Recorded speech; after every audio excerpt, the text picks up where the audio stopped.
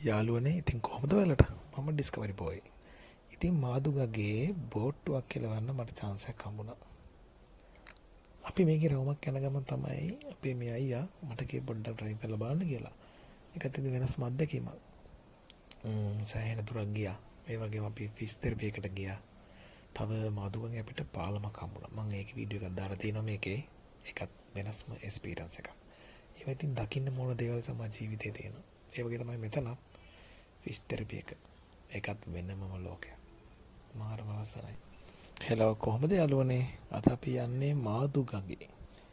මාදුගගේ කිරළ කැලේ ඇතුළට තමයි අද අපි යන්නේ. හරිම සුන්දර වටපිටාවක් තමයි මේ තියෙන්නේ. ඉතින් ඔයාලත් බලන්න මේ වීඩියෝ එක.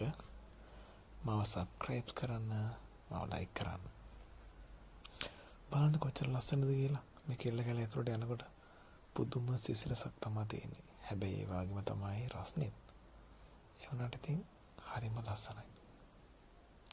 වෙනස්ම අත්දැකීමක් මේක. ඔයාලා මාදුගඟට එනවා නම් ගාල්ලට ඇවිල්ලා ගාල්ලෙන් එන්න ඕනේ.